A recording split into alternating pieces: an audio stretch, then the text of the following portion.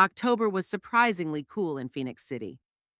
I sat at the window of my small apartment, watching the wind whip fallen leaves across the sidewalk. 76 isn't that old when you think about it. Many women my age are traveling, gardening, or babysitting grandchildren. But my life has turned out differently. The arthritis in my fingers throbbed slightly as I flipped through the pages of a higher math textbook, a new edition I bought last week after spending part of my pension. Some habits don't change even when you've been out of teaching for 10 years. Math has always been my salvation. Pure logic where every problem has a solution, unlike life.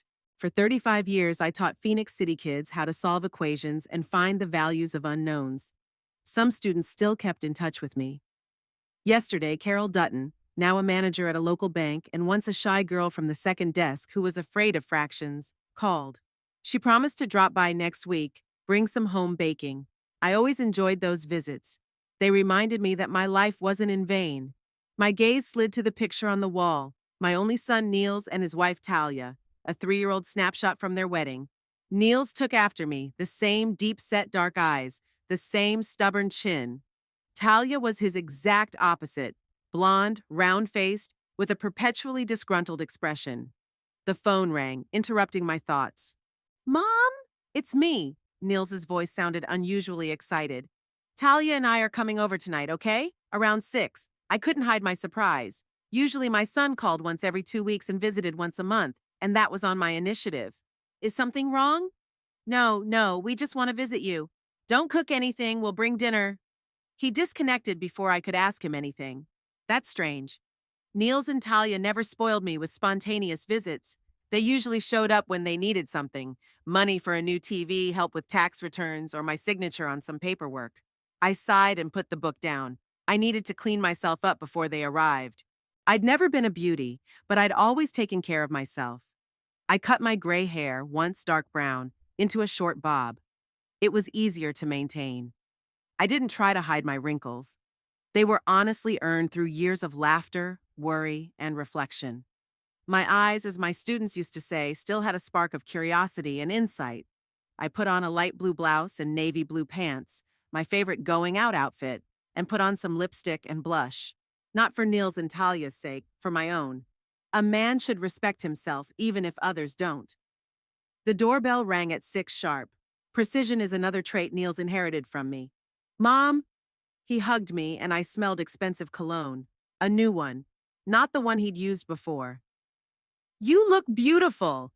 Talia stood behind me with a strained smile, holding a bag from the Chinese restaurant. Hello, Ruth.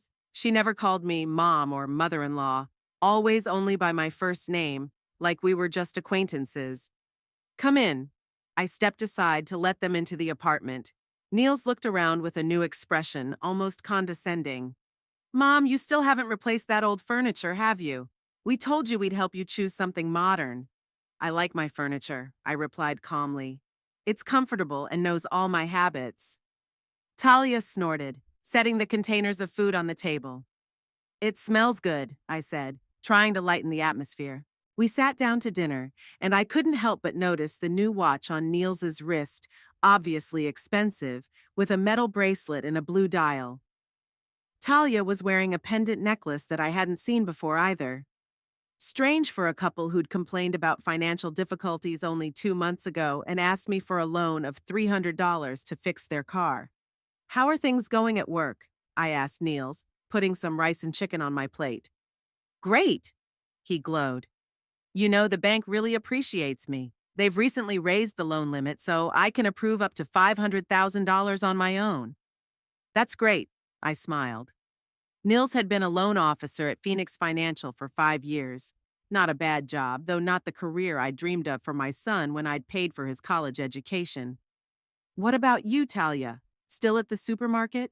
She pressed her lips together. Yeah, but I'm thinking about quitting. Maybe soon I'll be able to afford not to work for a while. I raised an eyebrow but didn't say anything. Niels's phone rang, and he quickly stepped out into the hallway to answer it. I wasn't eavesdropping intentionally, but my son's voice echoed through the small apartment. Yes, the paperwork is ready. Yeah, everything's fine. Name? Ruth Hollinger. No, there's no problem, I told you. I froze with my fork in the air. My name? What ID? Talia, noticing my confusion, quickly started talking about the new show they were watching, too loudly and unnaturally. Niels returned, blushing slightly. Sorry, work. He smiled and quickly changed the subject. Mom, do you know we're planning a big life change? What kind of changes? I put my fork away, suddenly losing my appetite. You'll find out soon enough, he winked at Talia. It's a surprise.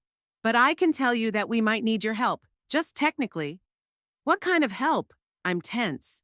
Nothing fancy, just a signature on a couple of papers. We'll explain everything when the time comes. Niels waved his hand as if it were nothing. The rest of the evening passed in a strange tension. Niels and Talia exchanged meaningful glances, spoke in innuendo, and when I tried to find out more, they turned the conversation to other topics. I kept getting the feeling that something was wrong. Before I left, Niels took an envelope out of his pocket. I almost forgot. Remember you asked me to pay for your insurance? Here's the receipt, it's done. I didn't ask him to pay my insurance. I always did it myself, neatly and on time. But I took the envelope, not wanting to make a scene. Thank you, Niels. That's very thoughtful of you. When the door closed behind them, I breathed a sigh of relief. Visits from my son and daughter-in-law always drained me emotionally. Lately, I'd often found myself waiting for them to leave, not for them to come. I opened the envelope and pulled out the receipt, and I froze. It wasn't an insurance document, but a receipt for a down payment on real estate? The amount was an impressive $50,000. My name was in the payer column, though I knew for a fact that I'd never made such a transaction. A chill ran down my spine. Something was definitely wrong. I sat down at my desk and began to scrutinize the document. Could it be a mistake? But my name, address, and even my social security number were listed correctly. It was as if I had actually paid that money. Niels's phone conversation, his expensive new watch, the hints of big changes and formal help all added up to a disturbing picture. I remembered that a few months ago he had asked me to sign some papers to update my bank information. I signed without looking. I trusted my son. Maybe for nothing? I took a magnifying glass out of my desk drawer. My old eyes were no longer the same, and scrutinized the receipt again. The fine print at the bottom showed the developer, Sunrise Homes, and an address in an upscale Phoenix City neighborhood. I jotted those details down in my notebook. Sleep wasn't coming. I tossed and turned, going over possible explanations in my head. Maybe Niels really wanted to surprise me? Buy a new house for me? But then why all the secrecy, the whispered conversations, and the strange looks? In the morning, I decided I needed to find out more. Niels had always been adventurous ever since he was a kid. I remember when he was 12, he took my credit card without asking to buy expensive sneakers. I forgave him then after a long conversation about trust and honesty. Apparently, the lesson didn't stick. After breakfast, I called my longtime friend Mabel, whom we taught high school together. Mabel, do you know a good lawyer? I asked without preamble. A lawyer? She was surprised. What's wrong, Ruth? I'm not sure yet, but I might need some financial advice. My nephew has a law firm. He specializes in this sort of thing. Can I give you his number? I wrote down my contacts, thanked Mabel, and asked her not to tell anyone about our conversation. Then I pulled out my bank statements for the last 3 months and began to scrutinize them. There was nothing suspicious at first glance, the usual spending on groceries, utilities, and medications. Maybe I'm being overly cynical. Maybe Niels had really paid for something I'd forgotten to ask for. With age, memory sometimes fails. But no, I would never forget about $50,000. And I certainly wouldn't ask my son for that amount of money. At 2 o'clock in the afternoon, the doorbell rang. There was a delivery man with a large bouquet of flowers. Ruth Hollinger? He said. Yes, that's me. Sign here, please. I signed and took the bouquet of gorgeous roses and lilies. There was a card attached to the bouquet. Dear Mom, thank you for everything. We will have a surprise for you soon. Love, Niels and Talia. I placed the flowers in the vase, but they brought me no joy.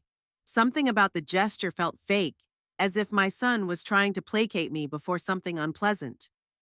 Niels had never before sent me flowers for no reason. In the evening, I decided to call my son. Thank you for the flowers, Niels. They're beautiful. You're welcome, Mom. You deserve the best, he said with a fake cheerfulness in his voice. Niels, I wanted to ask you about the receipt you left yesterday. It's not an insurance document. Pause. Oh, that receipt. He hesitated. I'm sorry, I must have mixed up the envelopes. This is work. Throw it away, please. But it's got my name on it, Niels, and $50,000. Mom, it's just a mistake. I'll take care of it. Don't worry about it, okay? His tone became nervous. Look, I gotta run. Talia and I have plans tonight. I'll talk to you tomorrow, okay? He hung up before I could object. Now I was sure something was definitely wrong.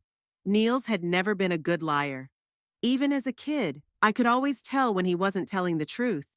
He started talking too fast and avoided looking me in the eye. I walked over to the window and looked outside. Phoenix City was glowing with lights at night, people hurrying about their business, unaware of other people's problems. How many families were now having dinner together, sharing stories of the day gone by? How many mothers can look at their children with pride, knowing they raised them to be honest people? When Arthur, my husband, died of a heart attack, leaving me alone with 7-year-old Niels, I vowed that I would do everything I could to raise our son to be a good man. I worked my ass off, taking extra hours at school and part-time tutoring on weekends. Niels never wore shabby clothes, always had everything he needed to study and even a little something extra. Sports equipment, musical instruments, summer camps. Maybe that was my mistake. Was I trying so hard to compensate him for his father's absence that I hadn't taught him to appreciate what he had and to earn on his own? I remembered how disappointed I was when Niels dropped out of college after 2 years. Mom, it's not for me. I want to make money now, not in a few years, he said then. I relented, though I hoped he would get a degree in business or economics. Instead, he got a job at a bank. He started as a clerk and gradually worked his way up to a loan officer. When he brought Talia to meet me 4 years ago, I felt that this woman would not bring him happiness. Too calculating in her eyes, too often mentioned money and status. But I kept silent. Niels was an adult. He was already 32, and he had the right to choose for himself. Their wedding had been modest, in the backyard of Talia's parents' house with a minimum of guests. Then they had complained about the lack of money. Now suddenly there were expensive watches, jewelry, talk of firing Talia, and a $50,000 receipt with my name on it. I pulled out my phone book and found the number of Terry Niblock, another former student of mine who, as far as I knew, worked at the same bank as Niels. Terry had always been a responsible and honest boy. Maybe he could shed some light on the situation? I glanced at the clock, almost 10 o'clock at night. Too late for a phone call. It would have to wait until tomorrow. I made a note in my notebook to call Terry in the morning. As I fell asleep, I thought about how life always teaches unexpected lessons. For 35 years, I had taught math to children, and now I was faced with a problem I couldn't solve with formulas and equations. But I was sure of one thing. I would find the answer, no matter how bitter the truth turned out to be. The morning began with a phone call. I had barely had time to take my first sip of coffee when my old-fashioned spinning disc machine rang, one of the few items I'd kept since moving into this apartment 10 years ago. Ruth, it's Faye Wyndham, came a familiar voice. Do you remember me? Of course I remember you, Faye. I smiled involuntarily. Third row by the window, always with a butterfly beret. Faye laughed. You still remember details like that. And I thought I was just one of your hundreds of students. I never had just any students, I replied. Each one was special. Faye Wyndham was one of those students I was really proud of. A smart, hardworking girl from a dysfunctional family, she overcame the odds and got into a good college. Now she worked at the IRS, and as far as I knew, was doing a good job. I'm calling to invite you to lunch, Faye said. I've been wanting to visit you for a long time, and today I'll be in your neighborhood. It was unexpected but nice. I said yes, and we agreed to meet at a small cafe near my house at noon. After hanging up the phone, I went back to thinking about the receipt Niels had left. After a restless night, I decided to proceed methodically, the way I taught my students to approach complex problems. The first step was to gather more information. I pulled out my old leather-covered notebook, a 50th birthday present from colleagues, and began jotting down facts and questions. Fact 1. Niels left a $50,000 receipt with my name on it. Fact 2. He clearly lied when I asked him about it.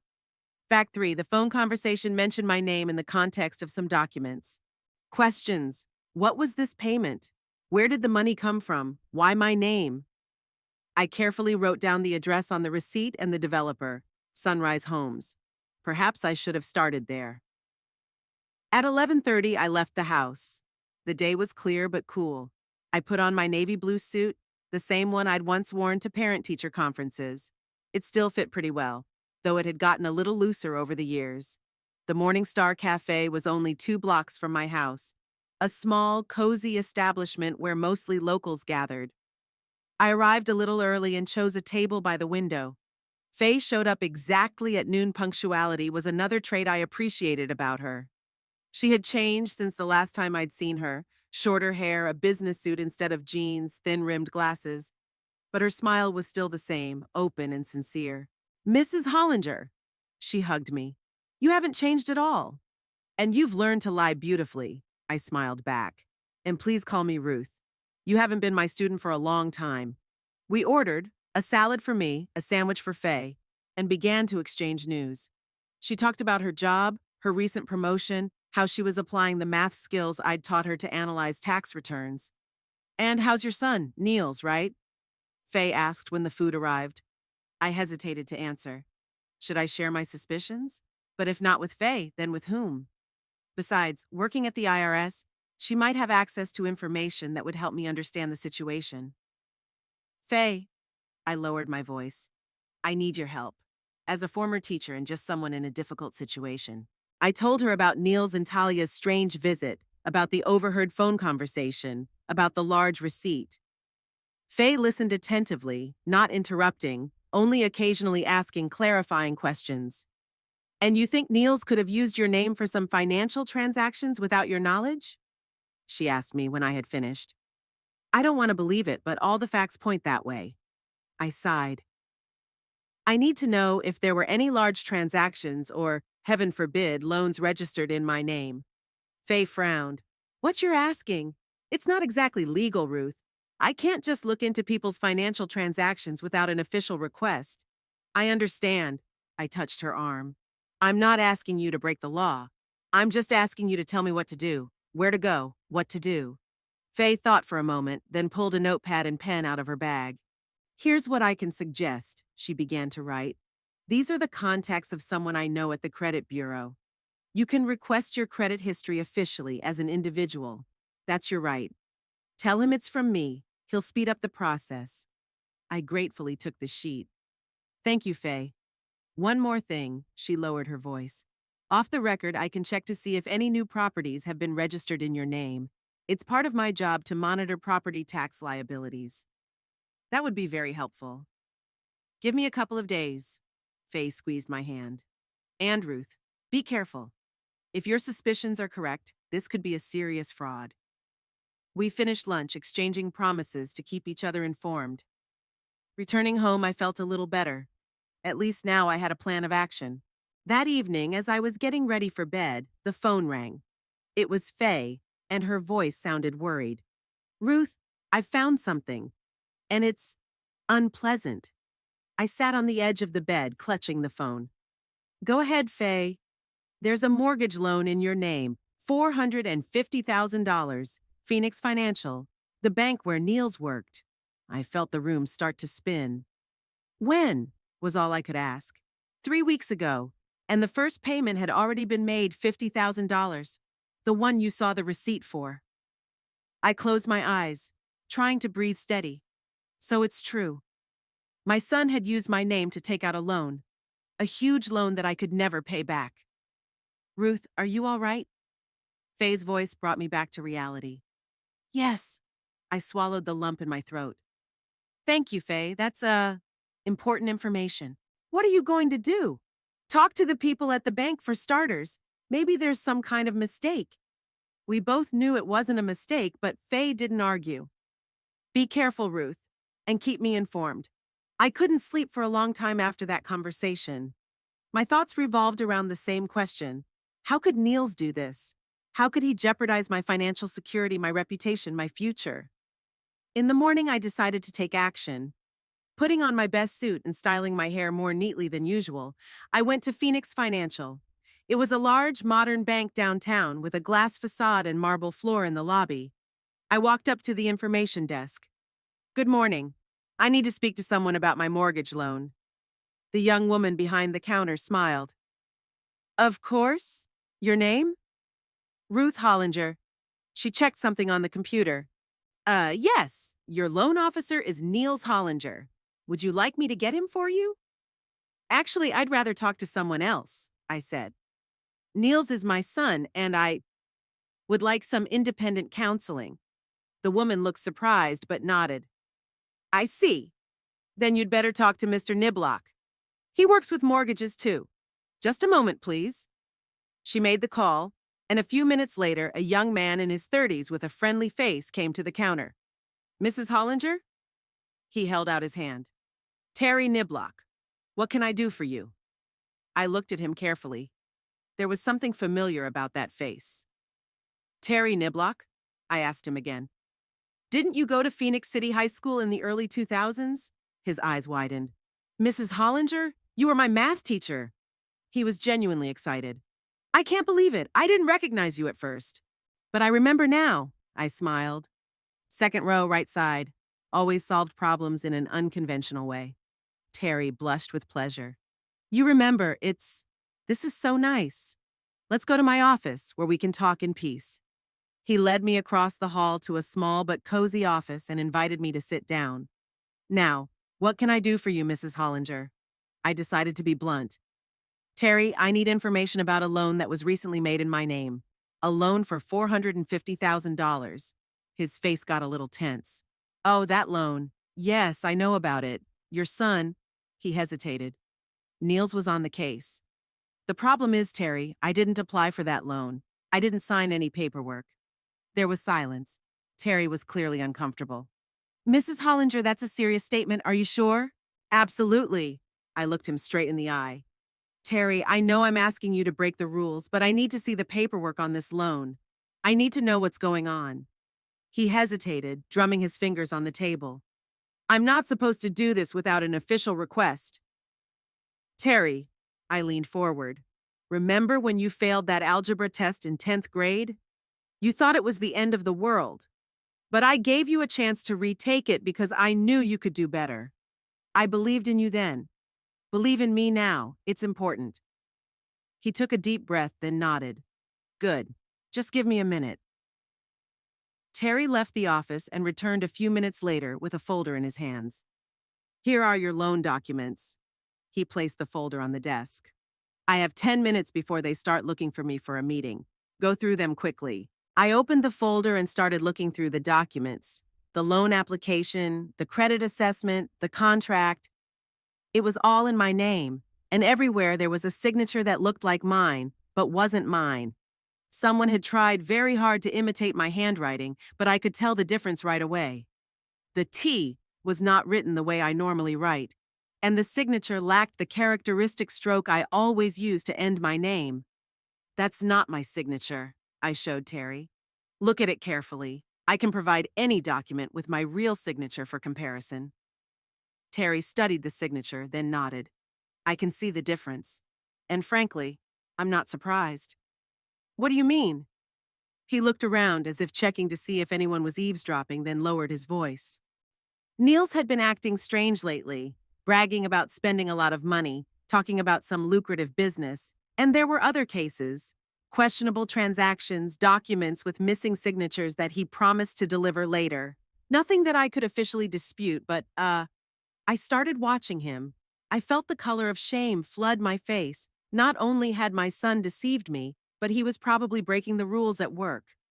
"Terry, what was this loan for? What was the money used for?" He turned a few pages in a folder. "Here." He pointed to a document. "The purchase of a house at 26 Oak Ridge. It's in West Heights, a new upscale neighborhood." I wrote down the address. "And when is the move to this house supposed to take place?"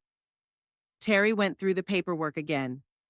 "According to this, the keys have already been turned over to the owner. So, technically you. The house is ready for occupancy." I closed the folder and took a deep breath. Now I had all the information I needed. Thank you, Terry. You've been very helpful. Mrs. Hollinger, he looked worried. What are you going to do? I don't know yet, I answered honestly. But first I want to see this house and talk to my son. Be careful. What Niels did is fraud. Forging documents, illegal use of personal data. These are serious charges. I know. I stood up, getting ready to leave. Thanks again, Terry. He walked me out of the bank. Mrs. Hollinger, he said, I always remember you as the teacher who taught me not only math but honesty. You used to say, numbers don't lie, and people shouldn't. I remembered that for the rest of my life. I squeezed his hand. Thank you, Terry. It's nice to know that someone learned that lesson. I was up most of the night. I lay staring at the ceiling, going over in my head everything I'd learned in the last 2 days.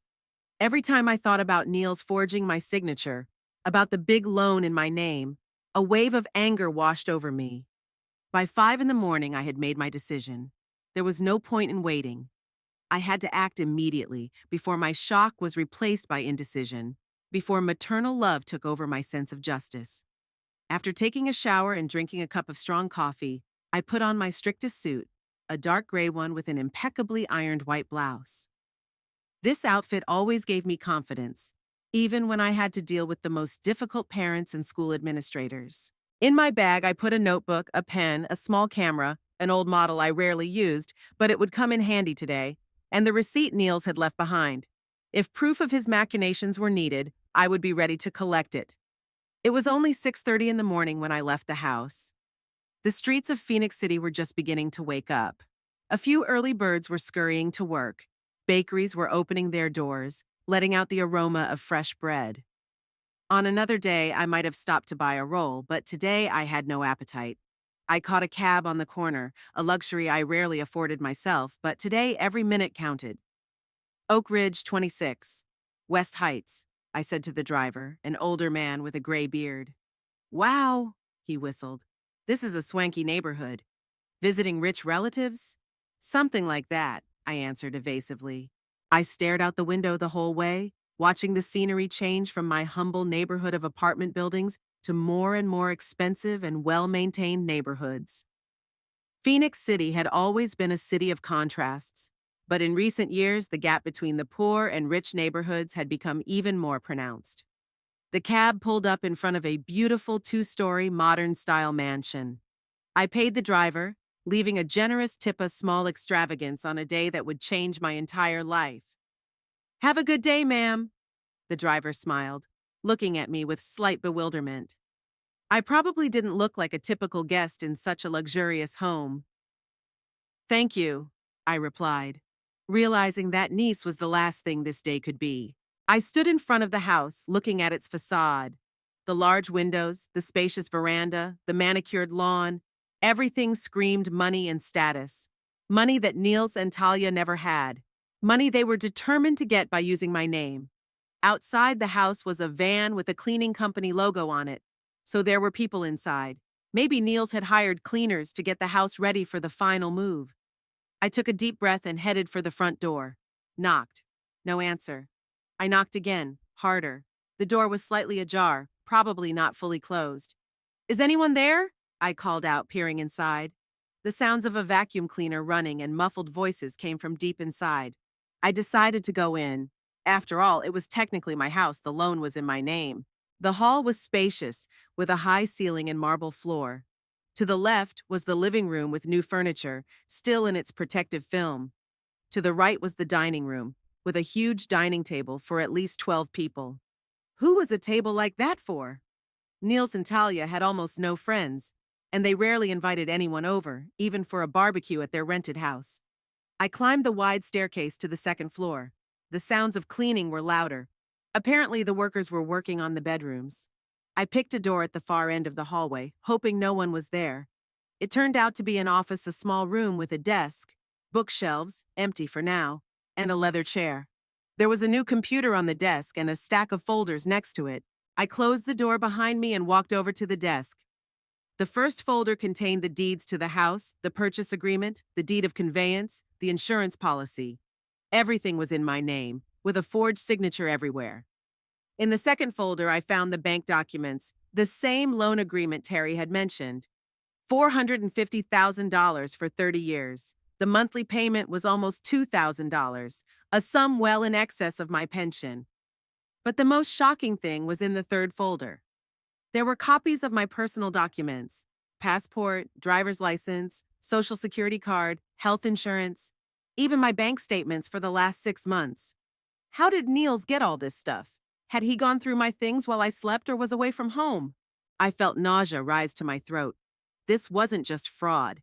It was betrayal, an invasion of my privacy, and exploitation of my trust. I pulled out my camera and started taking pictures of the documents. Click, click, click. I methodically captured evidence of my son's crime. At one point, I caught myself thinking I was acting like a detective from a TV show, but the reality was far more painful than any fictional plot. Finished with the paperwork, I decided to look around the rest of the house. I needed to see exactly what Niels had spent such a huge amount of money on. Money that I would have to pay back for the rest of my life if I didn't find out the truth. I cautiously peeked out into the hallway. The sounds of cleaning had moved to the first floor. The path was clear. I walked across the hall to the second bedroom, apparently a guest bedroom, judging by the more modest furnishings. Then I looked into the master bedroom and froze with surprise. The room was huge, with panoramic windows overlooking the backyard. A bed the size of half my living room, with a luxurious canopy and lots of pillows. A separate walk-in closet filled with new clothes. I recognized Talia's style, who loved bright, flashy things. A marble bathroom with a jacuzzi tub and double sinks. It was all so far removed from my humble apartment, from my simple life.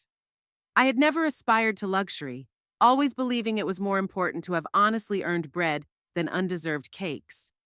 Apparently, my son had internalized other values. Suddenly, I heard the front door slam. The voices of the cleaning company hushed. They had probably finished their work and left. The house fell into silence. I went down to the first floor and found myself alone in this huge mansion. The clock showed 11 in the morning. If Niels and Talia were working on a regular schedule, they shouldn't show up until 6 in the evening. I had plenty of time to decide what to do next. I could leave with copies of the documents and go to the police. I could wait for my son and daughter-in-law to return and confront them, or I could just leave a note explaining that I knew everything and wait for their reaction. The last option seemed the safest, but I've never been a coward. I'd taught my students to face difficulties head-on, and I couldn't do otherwise now. I decided to wait for them to return. The day dragged on for an agonizingly long time. I surveyed every corner of the house, noting all the expensive purchases: the latest appliances in the kitchen, a home theater in the basement, a gym with a sauna, even a small wine cellar with a few bottles of expensive liquor. At 2 o'clock in the afternoon, I felt hungry. I had only had a cup of coffee since morning. The kitchen revealed a refrigerator filled with groceries. I made myself a simple sandwich and ate it while sitting at the huge kitchen island. It was a strange feeling to eat lunch in a house that was technically yours but really wasn't. After lunch, I went back to the office and went through the paperwork once more, now more carefully.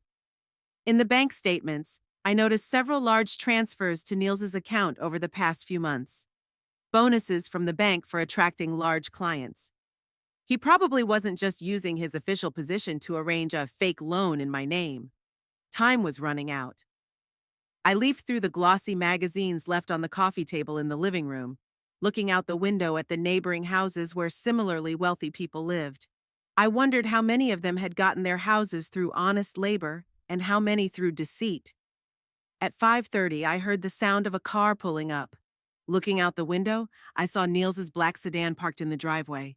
My heart beat faster. The moment of truth was approaching. I decided to meet them at the front door. Standing in the hallway, I could hear them approaching the house, laughing and talking. The sound of a key in the lock, the turn of a knob.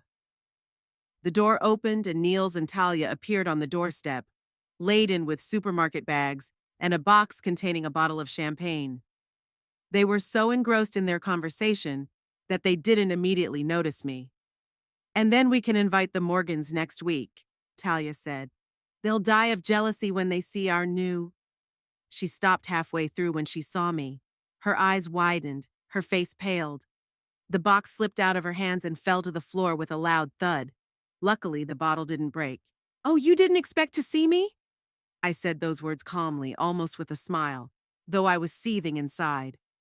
Niels froze like a statue. His face turned into a mask of horror and disbelief. "Mommy?" he stammered. "What are you doing here? Isn't it obvious?" I waved my hands, looking at my new house, the one that was bought on credit in my name. Talia shifted her gaze from me to Niels. "What is she talking about?" Her voice trembled. What kind of loan in her name, I wonder? Perhaps Talia really didn't know about her husband's machinations? Or is she just a good actress? "Niels, why don't you invite me in?" I asked ironically. Although technically I should invite you in. After all, the house is in my name. Niels finally came out of his stupor. "Mom, I can explain." He stepped forward, closing the door behind him. It's not what you think." "Really?" I crossed my arms over my chest.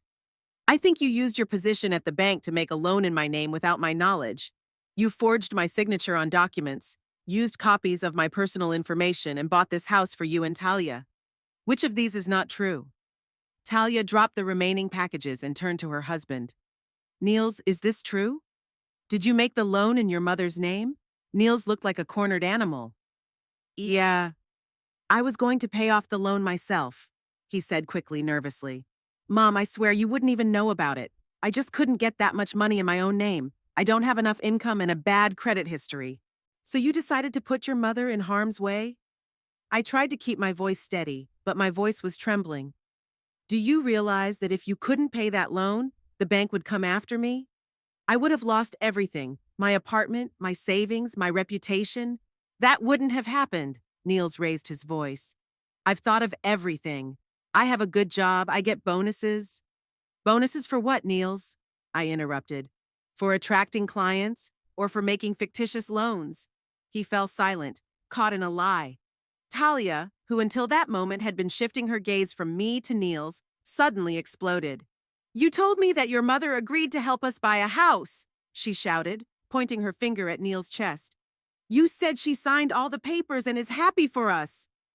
"Talia, I can explain." Niels started, but she didn't let him finish. "What else did you lie to me?" Her eyes narrowed. "You said that you had big bonuses at work, that we could afford all this spending. Is that a lie too?" I watched this scene with mixed feelings. On the one hand, I was pleased that the truth had finally come out. On the other hand, I felt pain that my son was capable of such deceit. "I didn't lie about the bonuses," Niels defended himself. "I do get bonuses, and I was planning to pay off this loan myself, honestly." "Then why didn't you put it in your own name?" I asked. "Why did you have to use mine?"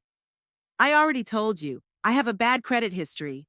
He looked annoyed, like I was asking stupid questions. "After that credit card thing in college, the one where you racked up debt and I paid it off for 3 years?" I shook my head. "And you decided the best way to thank me was to set me up for a new, much bigger debt?" Niels lowered his eyes. "I was going to tell you later, when things had settled down." "When exactly, Niels?" I took a step toward him. "When would I get my first loan repayment? Or when the bank would start proceedings to seize my apartment for debt?"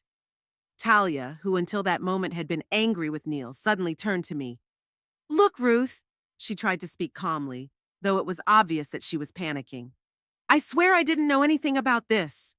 Niels told me that you'd agreed to help us buy the house, that all the paperwork was in order. I would never have agreed to such a deception." I looked at her carefully. Maybe she was telling the truth, or maybe she was just trying to save her own skin. "And you didn't wonder why a retired woman suddenly agreed to take out a $450,000 loan on herself?" Talia blushed. "He said you wanted to help us, that you had good savings." She stammered. I know it sounds stupid now, but I believed him. I sighed and pulled a folder out of my bag with the photos of the documents I'd taken this afternoon. "Here's the evidence of fraud." I placed the folder on the table in the hall. "Forged signatures, illegal use of my personal information, abuse of office. Enough to send Niels to prison for a few years." Niels turned even paler.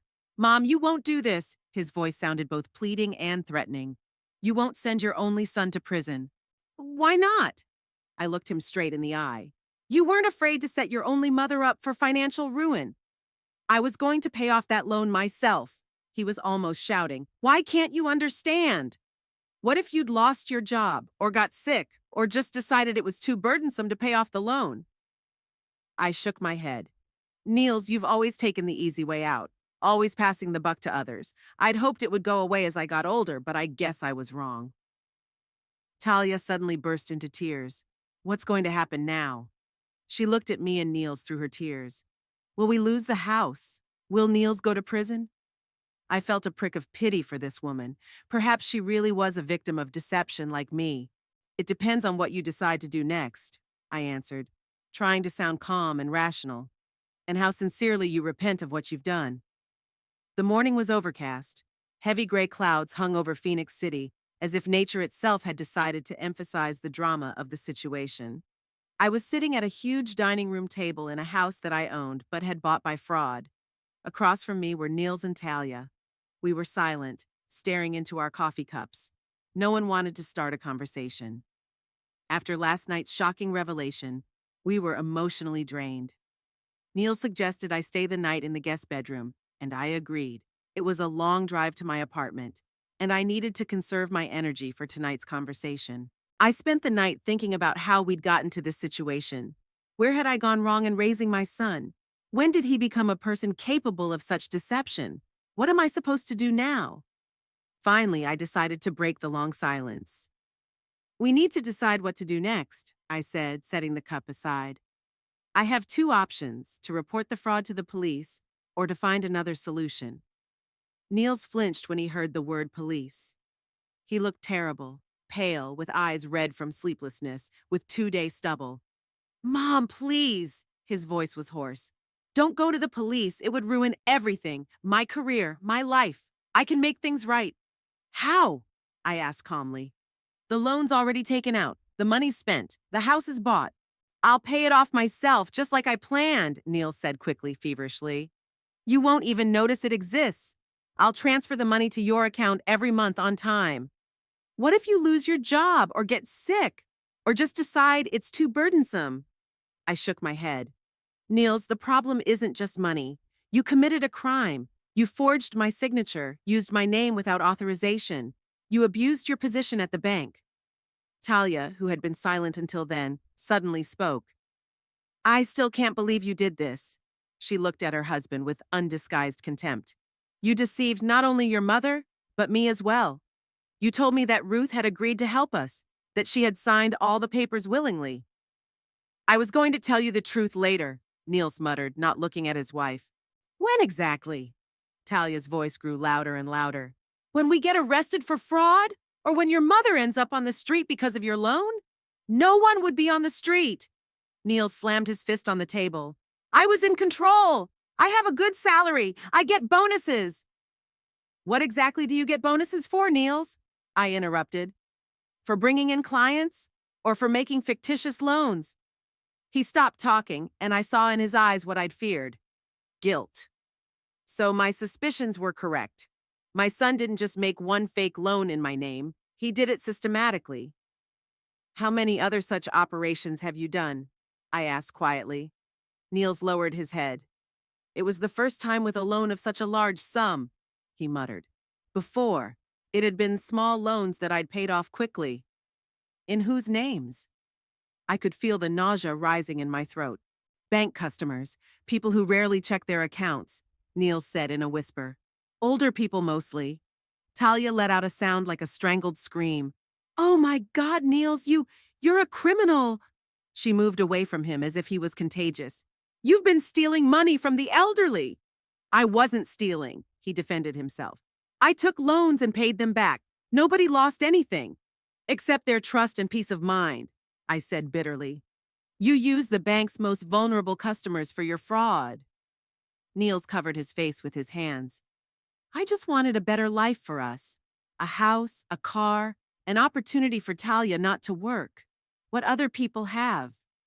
Other people get it by honest labor. I looked at my son with deep disappointment. They work, they save, they save. They don't steal or cheat. Not all of them, Niels muttered. You don't realize how many people in the bank are running similar schemes. They're just smarter and don't get caught. That's an excuse?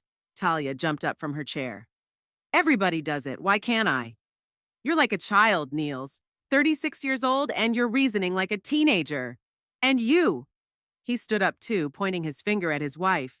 You were quite happy when I brought home money. You didn't ask where it came from when you bought your expensive clothes and jewelry.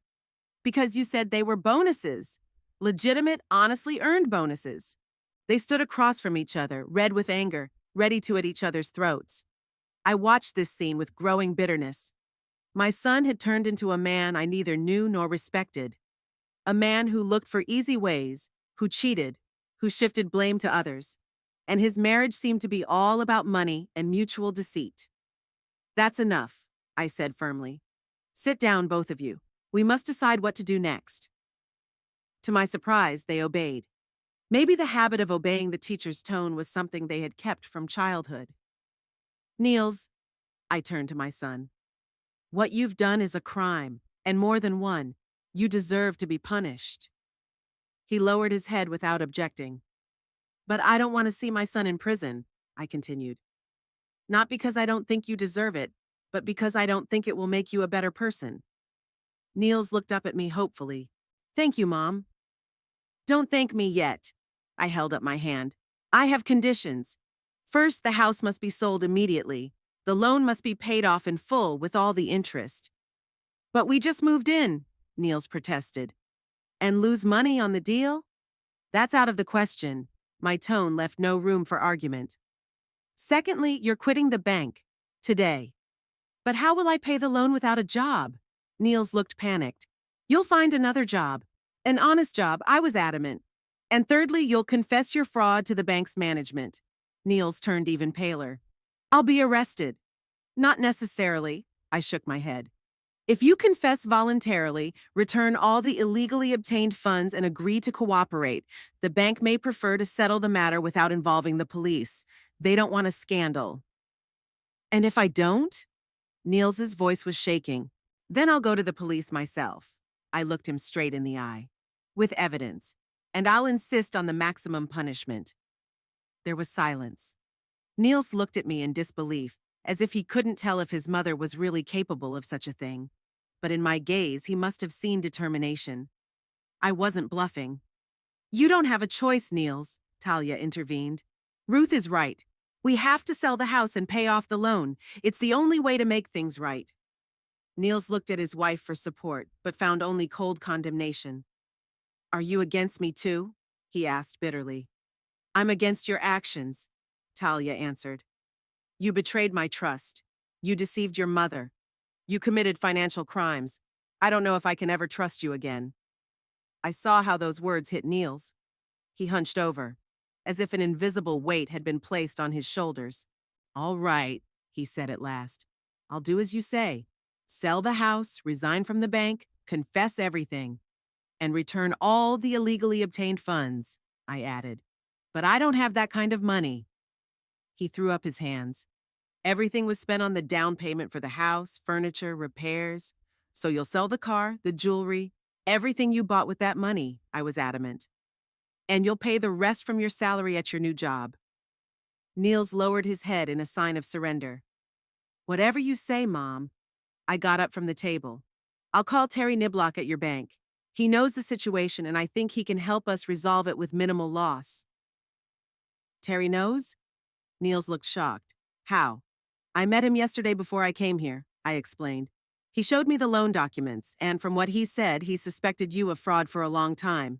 Niels turned even paler, if that was possible. You planned the whole thing, he whispered. You knew everything in advance. Not everything, I shook my head.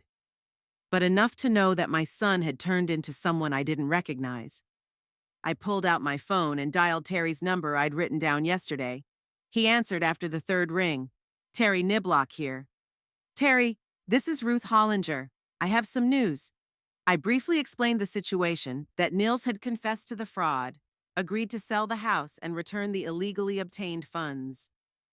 That's, good news, Mrs. Hollinger. Terry sounded relieved. But you realize I have to report this to the management? Of course, I nodded, though he couldn't see it. That's exactly what I want to do. But I hope the bank would prefer to settle the matter without involving the police. It's in the best interest of all parties. I'll talk to the director, Terry promised. But I must warn you, Niels will have to resign and return every last dime of illegally obtained funds. He's agreed to those terms. And another thing, Mrs. Hollinger. Terry's voice became more serious. If it turns out that the fraud was more extensive than he admits, or if he refuses to cooperate fully, the bank will be forced to contact law enforcement. I understand, I replied. And Niels understands too, don't you, Niels? I turned to my son, who was sitting with his head down. He nodded without looking up. Good, Terry said. Have him come to the bank at 2 o'clock today. I'll arrange a meeting with the director and the lawyer. I thanked Terry and hung up. 2 o'clock, Niels, I said. You have a meeting with the bank director and the lawyer. I'll go with you. Why? He looked up at me with a haggard expression. To make sure I don't run away? No, I shook my head. To support you. No matter what, you're still my son. Tears glistened in his eyes, but he quickly looked away. Talia, who had been silent all this time, suddenly spoke up. I'll go too, she said with determination. I want to know the whole truth. I want to hear exactly what you did, Niels. He looked at his wife with pain and fear. You will leave me when you know everything. It was not a question, but a statement. Talia didn't answer, but her silence was more eloquent than words. We packed up and left the house that should have been the beginning of a new life for Niels and Talia, but instead had become a symbol of their downfall. On the way to the bank, we hardly spoke at all. We were each absorbed in our own thoughts. I was thinking about how strangely life had turned.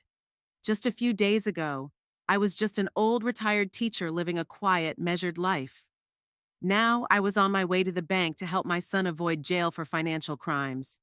It was bitter to realize that the man I had raised was capable of such deceit. But it was even more bitter to realize that I may have contributed to shaping his character myself, forgiving too much, coming to his aid too often. The meeting at the bank went about as I had expected. The director, an older man with a stern face, was shocked by Niels's confession, but as Terry had predicted, preferred to settle the matter without involving the police. The bank's reputation was too important. The terms were strict: immediate dismissal, full restitution of all illegally obtained funds, signing a confession of wrongdoing that would be kept at the bank as a guarantee of Nils's continued cooperation. If he tried to evade payments or hide any details of his frauds, the bank would hand over the documents to the police. Niels signed the papers with a trembling hand, then handed over his pass and left the bank building. Now an ex-employee, with his career and reputation ruined. As he stepped outside, he looked lost and devastated. What now? He asked quietly. Now you start over, I replied. You find an honest job, pay off your debts, learn to live within your means. And you try to save your marriage, Talia added, looking at him with a mixture of pity and disappointment. If it's still possible. Niels looked at his wife hopefully. You're not leaving? I haven't decided yet, she answered honestly. I need time to think things over, to see if I can trust you again. I watched them from the sidelines, feeling strangely detached. My son and his wife are adults with their own problems and decisions. I had done everything I could to make things right. Now they had to deal with the consequences on their own. I'm going home, I said, hailing a cab. Call me when you're ready to discuss selling the house. Aren't you going to help us? Niels sounded panicked. Mom, I don't know what to do next. You're a grown man, Niels. I looked at him firmly. It's time to start solving problems on your own, instead of waiting for your mom to fix everything. I got into a cab and gave him my address. Looking out the window at the departing figures of my son and daughter-in-law, I felt a mixture of bitterness and relief. Bitterness that my son was not the man I thought he was. Relief that the truth had finally been revealed and now everyone could move on. At home, I made myself a cup of tea and sat by the window, watching Phoenix City in the evening. The city lived its normal life, people going about their business, unaware of the drama that had played out in our little family.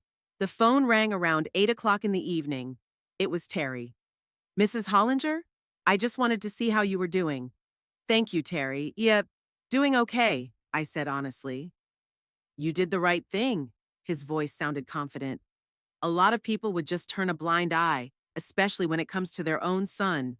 I taught my students that every action has consequences, I said.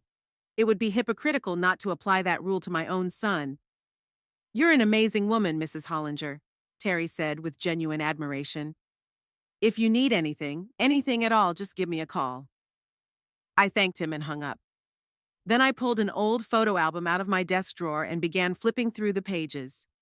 Niels as a child, a smiling boy with a knocked out front tooth. Niels as a teenager, serious and a little sullen. Niels at graduation with barely concealed impatience, quicker to get out from under his mother's care. Where did I go wrong? When did my son turn into a man capable of deceit and betrayal? Maybe I forgave him too much as a child. Or, on the contrary, was I too strict, forcing him to look for workarounds? I closed the album. There was no point in digging into the past. What's important is what's happening now, and what will happen next. Niels made his choice. Now he has to live with the consequences. And I have to live my life without letting my son's mistakes determine my future. 3 months flew by like a day. I sat on the veranda of my new home, enjoying the warm spring sunshine and a cup of tea. A small but cozy one-story house with a garden in a quiet neighborhood of Phoenix City became my refuge, a place where I finally found peace after all the turmoil. The sale of that luxurious mansion, bought by Niels under false documents, went surprisingly smoothly.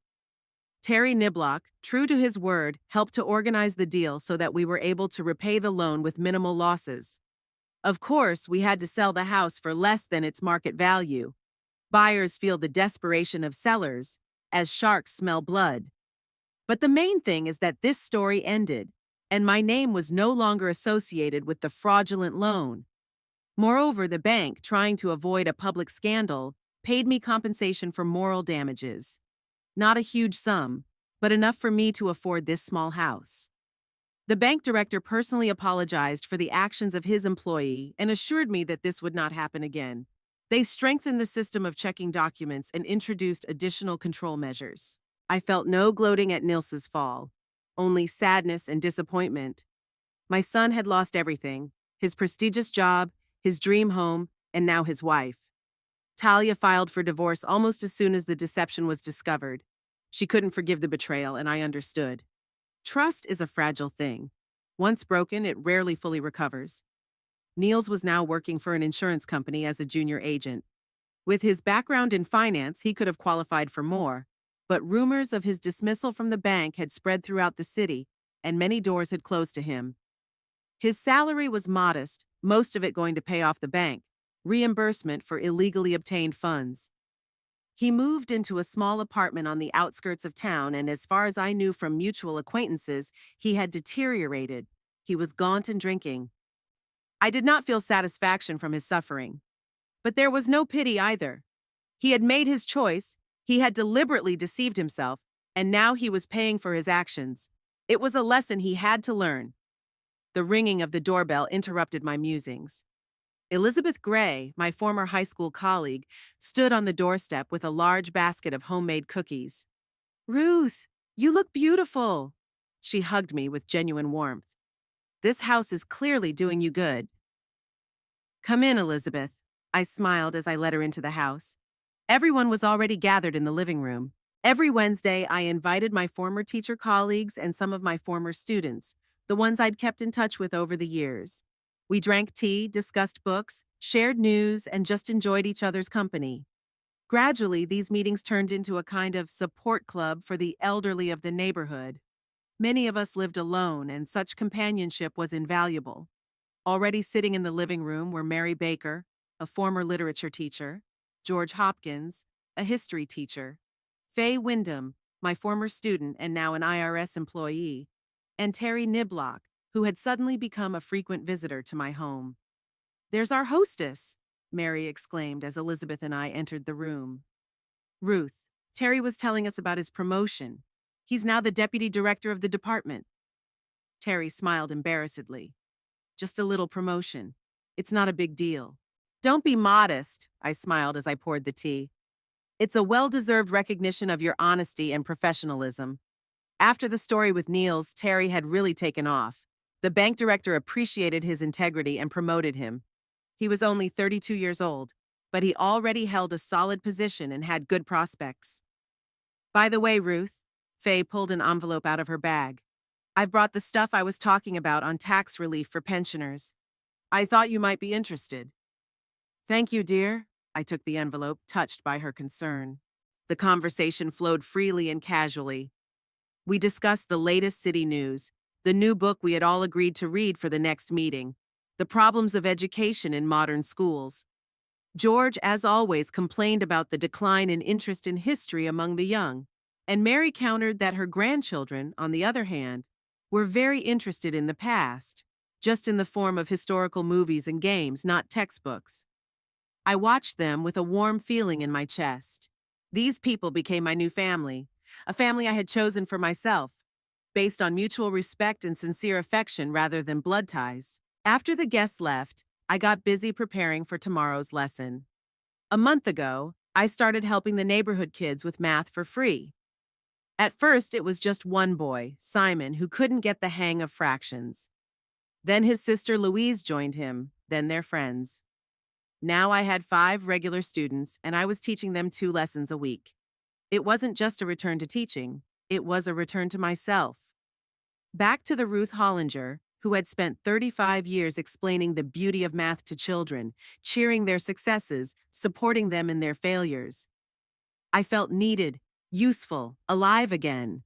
The ringing of the telephone interrupted my musings. Ruth Hollinger speaking. Mom, it's me. Niels's voice sounded tentative, hopeful. We hadn't spoken in over a month. After everything that had happened, I kept my distance, unable to forgive the betrayal. Niels had tried several times to mend the relationship. He'd called, tried to visit, even sent gifts. I responded politely but coldly, not allowing him to come closer. Hello, Niels. My voice sounded neutral. Is something wrong? No, just wanted to see how you were doing. I hear you're taking lessons for the kids now? Yeah, I'm helping the neighborhood kids with math. It's nothing serious. That's great, Mom. You were always a great teacher. Awkward pause. We both didn't know what to say next. Mom, I was wondering, if I could come over, talk in person. I've been rethinking a lot of things these past few months. I want to apologize, for real. I sighed. Part of me wanted to give my son another chance. But the more reasonable part remembered how many times I'd already forgiven him, how many times I'd believed his promises to change. I don't think this is the right time, Niels.